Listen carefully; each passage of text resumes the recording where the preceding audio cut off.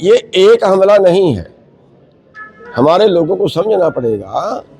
DAP की कमी बिल्कुल नहीं है, डीएपी की कमी की गई है।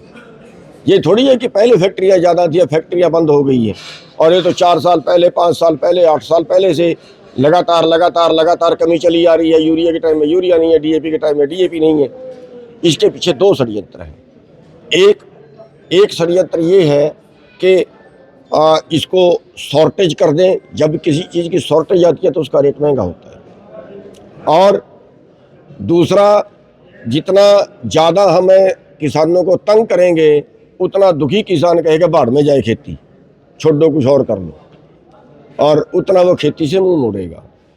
और तीसरी चीज़, जो ये लिक्विड वाला दे रहे हैं यूरिया और दूसरे खाद, वो ज़्यादा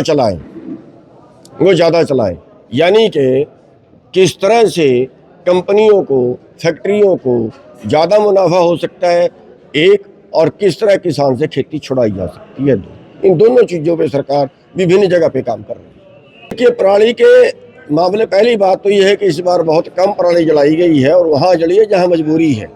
उस मजबूरी को सरकार नहीं देखती।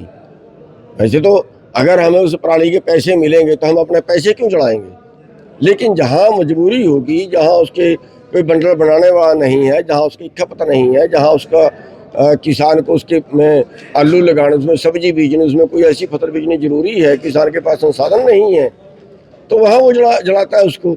दूसरी चीज़, ये इतनी फैक्ट्रियाँ आपने देखी हैं जिसमें बादलों की तरह धुआं निकलता है, कभी उनका चालान किया है?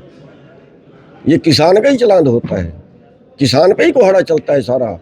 8% प्रदूषण बताया गया है जो फसल के सारे अवशेषों का, चाहे उसमें गन्ने की पत्ती है, चाहे उसमें पत्ती है, चाहे उसमें पराली है, चाहे उसमें गेहूं का है।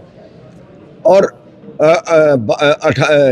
92% प्रदूषण दूसरा है। उस 92% पे क्या कार्रवाई है? कुछ भी नहीं है, कुछ भी नहीं है। इस बार कितनी पराली जली है बताओ? ये तो मतलब एक बकवास है। कह रहे जी पंजाब में पराली जली, धुआं दिल्ली में आ गया।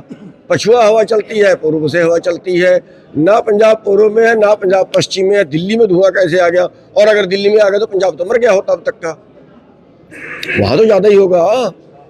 तो ये मतलब इस तरह की अफवाहें फैला के खाली किसानों को बदनाम करते हैं और कुछ नहीं करते, और कार्रवाई उसके ऊपर जो करनी चाहिए, जिस तरफ चलना चाहिए, उस तरफ कुछ भी कदम नहीं। 22 फसलें हैं। हमसे जुड़े रहने के लिए हमारे YouTube चैनल को सब्सक्राइब करें और नई वीडियो की नोटिफिकेशन के लिए बेल आइकॉन को दबाएं। अगर आप ये वीडियो Facebook पर देख रहे हैं तो लाइक जरूर करें और ज्यादा से ज्यादा शेयर करें। धन्यवाद।